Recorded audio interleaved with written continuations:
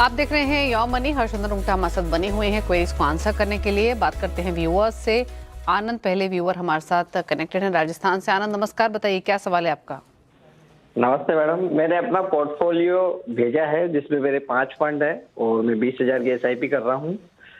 मुझे अगले 11 साल में 1 करोड़ आज के हिसाब से इन्फ्लेशन एडजस्टेड का मेरा लक्ष्य है।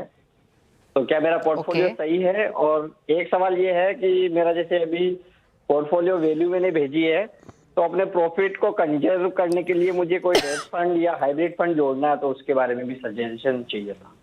ओके। और आपने लिखा है आप एनुअल स्टेप अप भी करेंगे 10% का। जी मैम। ओके, पूछ लेते हैं। तो मिस्टर रुंगटा, जैसे इन्होंने क्लियरली कहा 20,000 की सिप है और 6,000 डाल रहे हैं मेरे से लार्जर मिड कैप में, 5,000 पारंपरिक फ्लेक्सी कैप में, 5,000 एक्सेस मिड कैप में, 2,500 SBI स्मॉल कैप में और 1,500 है LIC निफ्टी 50 इंडेक्स में। 11 ईयर्स का इनका होराइजन है। इन्होंने जो टारगेट रखा है इन्फ्लेशन को एडजस्ट करके ही रखा है, 1 करोड़ का इनका टारगेट है। एनुअल स्टेप अप भी करेंगे 10%।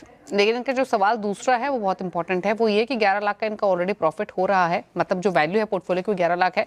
इसको प्रोटेक्ट करने के लिए क्या स्ट्रैटेजी रखें? कोई और कैटेगरी का फंड ऐड करे क्या जो कि हेज करे इनके इस प्रॉफिट्स को? क्या सलाह रहेगी? दीपाली 2-3 हिस्सों में बांटते हैं। पहले तो इनका जो पोर्टफोलियो है, जो एग्जिस्टिंग स्कीम्स है इनके पोर्टफोलियो में, ठीक है। और आनंद जी, आपको कोई भी उसमें बदलाव करने की मुझे जरूरत लगती नहीं है। सिर्फ एक है कि एक्सिस मिड कैप फंड को थोड़ा अंडर वॉच रखिएगा अगले 6 महीने के लिए। अगर आपको दिखता है कि अंडर परफॉर्म कर रहा है कंपेयर टू इट्स पेयर्स, तो उसमें बदलाव आप कर सकते हैं। उस समय आप उसे रिप्लेस करने की सोच सकते हैं from with white oak mid cap या तो Nippon India mid cap fund के साथ। आपके फ्यूचर कॉर्पस जो आपका एस्टिमेटेड है, अगर हम पूरा इक्विटी में ही रखते हैं जैसा आज की तारीख में है, तो जो करंट कॉर्पस है प्लस जो SIP कर रहे हैं और जो स्टेप अप करेंगे आप, उन सब का अगर हम एक्सपोलेट करें आगे जाते हुए, देखते हुए कि अगर 12% से ग्रो करेगा, तो आपका जो एंड कॉर्पस हम एक्सपेक्ट करते हैं वो करीबन 1.2 करोड़ है। तो आपका जो लक्ष्य था 1 करोड़ का, उससे थोड़ा ज्यादा आपको डेफिनेटली अक्यूमुलेट हो रहा है।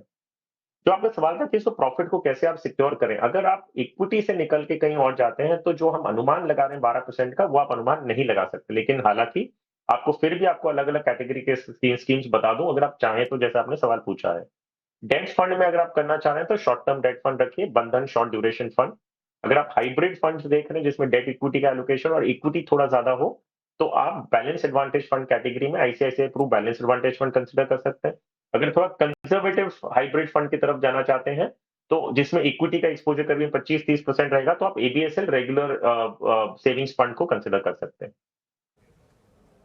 ओके, चलिए, तो ये रही सलाह आपके पोर्टफोलियो को लेकर। आराम से आप अपना लक्ष्य हासिल कर लेंगे। शुक्रिया मिस्टर रुंगटा आने के लिए शो में और सभी क्वेरीज को आंसर करने के साथ साथ बजट बायोस्कोप में भी कंट्रीब्यूट करने के लिए थैंक यू।